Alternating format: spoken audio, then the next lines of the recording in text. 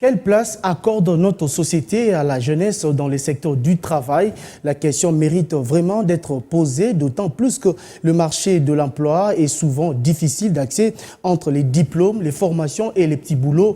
Les jeunes galèrent à se faire une réelle place dans le monde du travail. Alors que faut-il faire pour changer la donne? Élément des réponses dans ces dossiers que nous signe Israël Kapangala.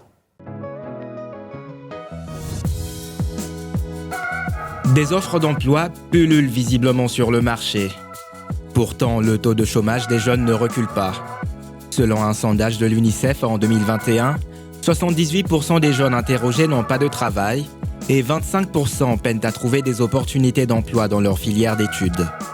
Dans le pays, encore et toujours des principes énoncés dans le déclic continuent à se faire attendre.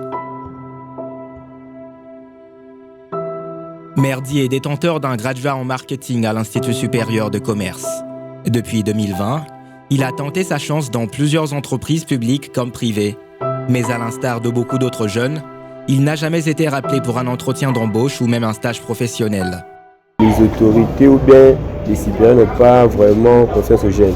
Parce que les jeunes souffrent maintenant. Tu peux voir un jeune qui bosse, dès qu'il était vraiment intelligent, mais tu le retrouves à Jean, lui est devenu quoi t'as? Tu peux voir un jeune que tu connais, vous étiez avec lui à l'école, il fait la cabine au coin. Moi je comprends pour l'Afrique, en France, les vieux veulent partir à la requête. En Afrique, les vieux veulent travailler. Malgré les péripéties de la vie, Merdi garde le sourire et fait preuve de résilience.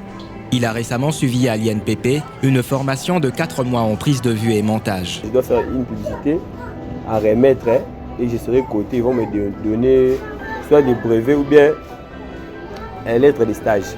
Je crois que je vais devenir réalisateur. Parce que je n'ai pas les choses, c'est les métiers que je maîtrise.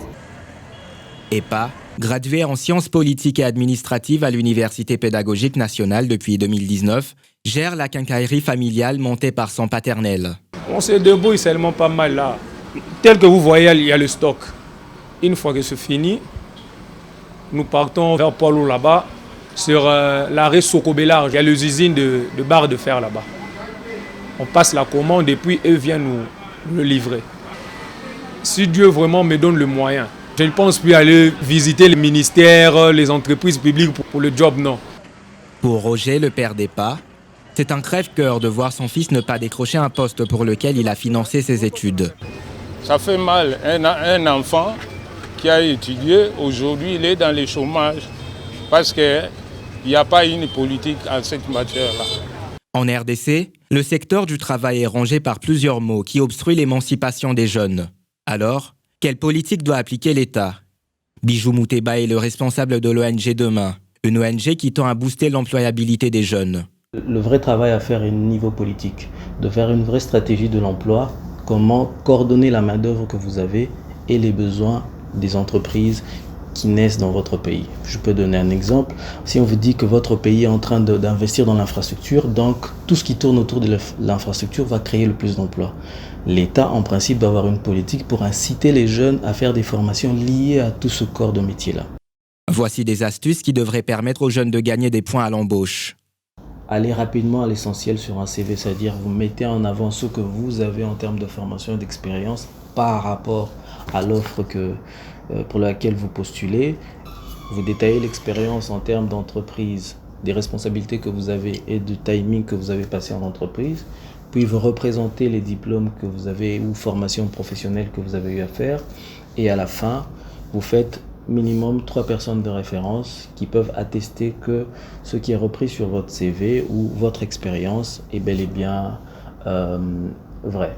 Le cœur de la lettre de motivation, c'est d'abord comprendre le besoin. Vous avez lu l'offre d'emploi, vous avez compris le besoin de l'entreprise et vous montrez pourquoi. Vous êtes la personne qu'il faut par rapport à ce besoin de l'entreprise, ce que vous allez donner et ce que vous êtes prêt également à être assez humble pour apprendre de chez eux. L'an dernier, le gouvernement a promis de mettre à pied 300 000 vétérans éligibles à la retraite pour faciliter l'embauche de 150 000 jeunes. Un projet qui devrait s'étaler durant les 5 prochaines années et réduire le taux de chômage dans le pays.